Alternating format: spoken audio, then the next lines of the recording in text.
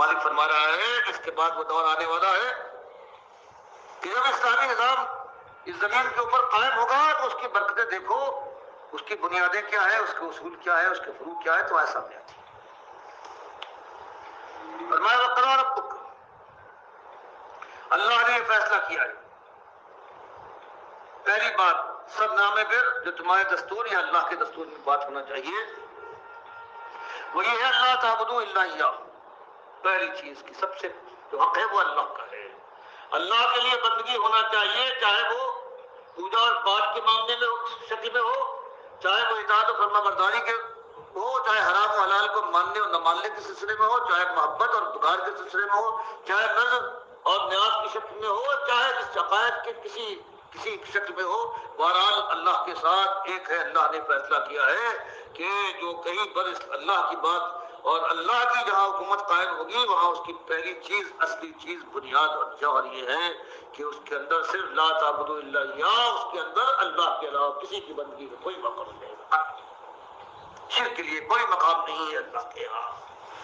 اسے اندازہ لگا سکتے ہیں۔ اس کے بعد اگر یہ کوئی کہہ دے کوئی معاشرہ، اس کے بعد بالکل الٹ گیا معاملہ۔ آج جو مسلمان ہیں اگر کہیں یہ کہہ دے، ساری ان کا تمدن، ان کی تہذیب، ان کی تعلیم، ان کی ساری زندگی حیثیت، ہر چیز جو ہے وہ خالص غیر اللہ کی بندگی پر قائم ہے۔ اگر کہیں یہ بات کوئی کہہ دے تو آپ دیکھیں ہر چیز بدل جائے گی۔ نہ یہ کوئی موقع رہے گا کہ جنماشٹمی کا جو 12 ربیع الاول کو ہونے والی ہے، نہ اس کا کوئی موقع رہے گا، اور نہ یہ اسلامی تحریکوں کے لیے دادا کے درباروں پر مٹھائی اور یہ دستار بندی اور اس کا نہ علی کے نعرے کا کوئی موقع ہے، اور نہ غوث کا بلاوا کوئی دے سکتا ہے۔ تو یہ بالکل زمین اور آسمان کا فرق ہے ایک کافر اور مشرک معاشرے میں اور اللہ کا جب کبھی قائم ہوگا، جب کبھی قائم ہو جائے۔ اسے حدیث بخاری مسلم میں آتا ہے کہ وہ دور آئے گا حضرت عیسیٰ کے زمانے میں، اس سے پہلے اور مسلمان جو ہیں وہ جہاد کر کے کامیاب ہو چکے ہوں گے، آخری اپنے دشمن کو یعنی عیسائیوں کو شکست دے چکے ہوں گے قسطنطنیہ کی مارکیٹ میں اوپر، اور لا الہ الا اللہ اللہ اکبر کے نعروں سے سپر ایٹمک ان کا وہ ہتھیار ہے جو اللہ ان کو عطا فرمائے گا۔ اس کے بعد پھر دجال کو حدیث کر کے ماریں گے، اور پھر اس کے بعد ایسا زمانہ آ جائے گا، بخاری مسلم کی روایت ہے کہ خالص مسلمان ہوں گے، پوری کائنات کے اندر ایک بھی کافر نہیں ہوگا، جزیہ ختم کر دیا جائے گا۔ جزیہ کس کے اوپر ہوگا؟ صلیب توڑ دی جائے گی۔ ایک عیسائیوں کا زور ہے ساری دنیا میں، اس کا نام و نشان مٹ جائے گا۔ صلیب کیسی؟ صلیب کو تم کہتے ہو کہ علی چڑھائے گئے، علی صاحب یہاں خود بولی خنزیر کھاتے ہو، کہتے بہت مزیدار چیز ہے، اور آج کل قرآن میں جو آیا ہے خنزیر کو منع کیا ہے اس لیے گندگی کھاتا تھا رب میں، ہم تو اس کو باغوں میں رکھتے ہیں، بہترین غذا کھلاتے ہیں، یہ کہتے حرام ہوگا؟ فرمایا وہ خنزیر ساتھ بھی اس وقت باقی نہ رہیں گے۔ یہاں تک کہ اسمبلی کے اندر علماء کرام اور مفتیان اعظام کے سامنے یہ بات اٹھی تھی کہ مسلمان کی تعریف کا تو کوئی نہیں کرنے کو تیار۔ تو اب آپ اپنے یہاں دیکھ لیجیے، یہاں پہ دستور جو سن 75 میں بنا ہے اس کے اندر کہیں یہ نام نہیں۔ یہاں تک کہ اسمبلی کے اندر علماء کرام اور مفتیان اعظام کے سامنے یہ بات اٹھی تھی کہ مسلمان کی تعریف کا تو کوئی نہیں کرنے کو تیار، کیونکہ مسلمان کی تعریف ہی نہیں۔ یہاں مسلمان بت پرست بھی ہے، تاجر دار بھی ہے، دیوالی والا بھی ہے، چوریاں بھی کرنے والا ہے، نعرے لگاتا ہے غیر اللہ کے، چپتا بھی ہے خبروں کے اوپر جا کر ریت بابت۔ کون کر سکتا ہے؟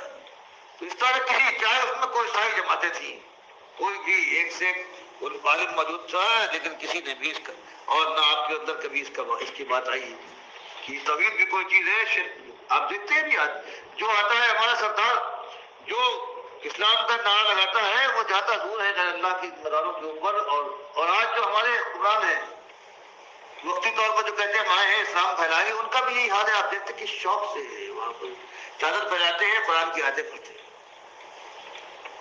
ابھی تصویر سائڈ نکلی ہے، آپ نے دیکھا ہوگا، یہ ہے ہمارا، اس لیے کہ پوری قوم مشرک ہے، اس کے اندر شرک اور توحید کا فرق کسی کو معلوم نہیں۔ اب ان سے ان کو خوش رکھنا ہے، ان کے ساتھ چلنا ہے، تو بہرحال ان کی ہاں ملانا چاہیے، اور اللہ کا حکم یہ ہے کہ ان کو سمجھاؤ، ان کو شرک سے باز رکھو، توحید سے لاؤ، تب بات ہے۔ لیکن ہماری قوم جو ہے یہ کٹیال کون مان لے، اور یہ جو ہمارے رہنما ہیں ان کو کیا پرواہ ہے کہ کون اپنے ڈرائنگ روم سے نکلے اور اس کے بعد جانے کے بعد یہ اپنی قوم کی داد ملامت کا ہدف بنے اور پتھراؤ ہو، اس کے بعد گالیاں پڑے، کون اس کو برداشت کرے گا؟ اس لیے وہ سیدھا راستہ کیا جو قوم چاہتی ہے شرک، مشرک قوم کو مشرک ہم دیں گے اور بھرپور شرک دیں گے. اللہ ہی فرماتا ہے کہ اسلامی نظام کے صدنامے میں یہ ہے کہ شرک کا کہیں مقام نہیں ہے, صرف توحید. یہ پوری جو حکومت قائم ہوگی, نظام قائم ہوگا توحید کا. اللہ کا یہی حق ہے. اللہ نے اسی لیے زمین اور آسمان کو پیدا کیا ہے اور انہوں انسانوں کی تخلیق فرمائی ہے. فرمایا انسانوں کے بعد, اللہ کے بعد انسانوں میں سب سے بڑا حق ہے وبالوالدین احسان. یہ اسی کے لیے قدر اب فرمایا ابن حفظ الجزامی ہے, نبی صاحب کے زمانے میں موجود ہے. جنگ موتا اور تبوک میں مسلمانوں سے سابقہ پیش آیا ہے جنگوں کے معاملے میں. اور یہ جو قیصر کی فوج میں عرب جو دستے ہیں, فوج ہے, اس کے سالار اعلیٰ ہے. عیسائی مذہب اختیار کر لیا ہے اپنے آپ کے لحاظ سے. جنگ موتا میں مسلمانوں سے سابقہ پیش آیا ہے اور اس کے بعد ان کو قرآن کی دعوت دی گئی ہے. چونکہ حدیث بولنے والے عرب قبیلے سے انہوں ایمان قبول کر لیا. اور پھر دھاڑنے کے ساتھ کہ قیصر کے سالار ہونے کے باوجود انہوں نے اس کا اعلان کیا. قیصر تک یہ خبر پہنچی, وہ ان سے بات کی زمانے میں خوش ہوگا. سالار نے بتایا ہے لیکن اس نے ان کے سامنے دو چیزیں رکھی. ایک تو یہ ہے کہ تم توبہ کر لو اس نئے دین سے, توحید کے جو دین نبی صلی اللہ علیہ وسلم لائے اس سے. تو اس کے بعد صرف یہی نہیں, تمہاری خطا میں معاف کر دوں گا, تمہارا عہدہ بحالی نہیں تو مترقی دوں گا. اور اگر تم یہ بات نہیں مانو گے تو اس کے بعد تمہارا سر تمہاری گردن میں باقی نہ رہے گا. موقع دیا گیا اختیار کر لو. ان کا فیصلہ یہ ہوا تھا کہ سر نہ رہے. بہرحال اب ایمان کی روشنی کے بعد کفر کا اندھیرا برداشت نہ ہوا اور یہی ہوا کہ ان کا سر اتار دیا گیا, کہ گردن سے شہید کر ڈالے گئے. لیکن انہوں نے ایمان کے مقابلے میں یہ نہیں کہا ہے کہ چلو جان بچتی ہے یا کوئی اس نے کسی اور سے فائدہ اٹھا لیا تو یہ ایمان کی. اللہ نے یہ بتا دیا کہ یہ چیز ہے. ایمان کے مقابلے میں کوئی چیز ایسی نہیں ہے کہ اس کو قربان نہ کیا جا سکے. اللہ کے اس نظام میں مالک کے حکم سے کہیں بھی شرک کے لیے کوئی مقام نہیں ہے. فرمایا اس کے بعد انسانوں میں والدین کا حق ہے وبالوالدین احسانا. اللہ نے فیصلہ کیا ہے, حکم دیا ہے کہ اپنے والدین کے ساتھ انتہائی خدمت گزاری کا رویہ اختیار کرو, فرما برداری, ان کو خوش رکھو.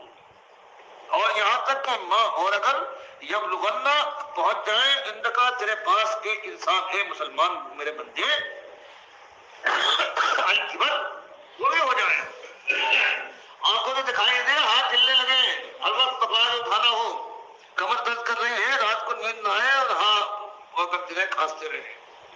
احدہما تیرے ماں باپ میں سے دونوں یا ایک او کلاہما, یا تو اس حالت میں اس کے باوجود کہ بوڑھے ہیں تیرے اوپر اس کا ان کا انحصار ہے اور ان کو ضرورت ہے, اپنی طرف سے کچھ نہیں کر سکتے. اور کوئی انسان جو ایسا موقع سمجھ لے, میں پھر یاد رکھ تیرے باپ کی, تیرے بچوں, تیری بیوی اور تیرے خود اپنی ذات سے بھی بالا تھا. اور بڑھاپے میں ہو جاتا ہے کہ بات غصہ آ جاتا ہے, بات بغیر سمجھے نکل جاتی ہے. فرمایا کوئی ایسی بات ہو جائے اگر ولا تقل لهما اف, کبھی زبان سے یہ بھی نہیں کہ باپ اور یہ ماں کو تیری میں کوئی بات کہہ دے تو منع کرنا نہیں, صرف اتنی بات کہ اف کیسی بات کہہ دی. فرمایا یہ تک تمہاری اجازت نہیں, قرآن کا حکم ہے کہیں اور سے برداشت کرو, ماں باپ تمہارے. ولا تنہرهما, بات میں کوئی سختی چمک کے بات کرنا کہ اس کی کیا بات ہے, ان سے کسی سے بات نہیں کر سکتا. اور جب کہو وقل لهما قولا کریما, جب کہو اپنے ماں باپ سے کوئی بات اس حالت میں وہ تمہارے دست نگر ہے, تمہارے اوپر ان کا سہارا ہے, کچھ نہیں کر سکتے. فرمایا اس حالت میں تمہارے بچے بھی ہے, بیوی ہے اور سارا کچھ ہو رہا, اس کے بعد فرمایا کبھی ایسا نہ ہو کہ تمہاری زبان سے کوئی ایسی بات نکلے جو کرامت سے گری ہو, ان کی عزت کو کوئی دھبا ہوتا. بالکل ادب کے ساتھ پوری بات کرو.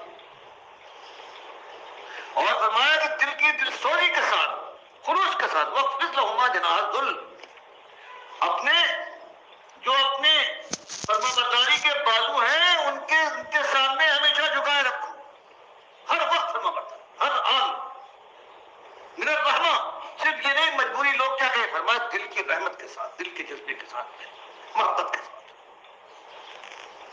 اور دعا کرو ان کے لیے, وقل, اور ہمیشہ دعا کرتے رب ہم پروردگار اے میرے رب, ان دونوں پر رحم فرما ان کی دیکھ بھال کر کمر بیاری صغیرہ جیسے پروردگار میں بچہ تھا کسی لائق نہیں تھا. انہوں نے اپنے رات چین اور دن کا کتنا وقت میری دیکھ بھال میں، میری پرورش میں، پرداخت میں، کہیں میں رویا ہوں تو راتوں کو انہوں نے نیند کو چھوڑ دیا ہے، میرے لیے پریشان حال رہے ہیں. انہوں نے کیسی میری خدمت کی ہے پروردگار، کیسی رحمت کے ساتھ. تو مالک ان پر تو رحمت فرما. مالک فرماتا ہے ہم چاہتے ہیں کہ خلوص دل کے ساتھ، دکھاوے کے لیے نہیں. ربکم، یاد رکھو کہ عالم بما فی نفوسکم، ریاکاری اور دکھاوا نہیں، نیک نامی میں کہنا. اللہ تمہارے دلوں کے، انسانوں کے دلوں سے واقف ہے، ان کے اندر کیا تھا. ان تکونوا صالحین، فرمایا ہاں اگر کہیں غلطی ہو جائے، انسان ہو کسی وقت، اگر انسان یہ جو اللہ کے بندے ہیں یہ نیک ارادے والے، نیک عمل والے ہوں گے، اور پھر کبھی ان سے کوئی بھول چور ہو جائے فَإِنَّهُ، تب یہ یاد رکھے کان للأوابین غفورا، کہ جو مالک کی طرف پلٹ پلٹ کر آنے والا، جو ملجا ماوا اپنے مالک کو مانتا ہے، جو اواب ہے، بار بار پلٹتا ہے مالک کی طرف، اور پورے بندگی اور خلوص کے ساتھ. فرمایا ہاں غفورا، تو وہ مالک کو غفور پائے گا. پروردگار اس کی خطا کو اگر کبھی ہو گئی ہے بھول چوک شیطانی وسوسے سے، تو پروردگار اس کو معاف فرما دے گا. اور مالک کا یہ حال ہے کہ وہ اوابین کے لیے جو اس کی طرف رخ کرنے والے ہوں ان کی مغفرت کرنے والا ہے. اور سب 4:15 ہو چکے ہیں. اب سوال کے لیے اگر کوئی آپ کے پاس کوئی ایسی چیز ہو تو مسئلہ تیار.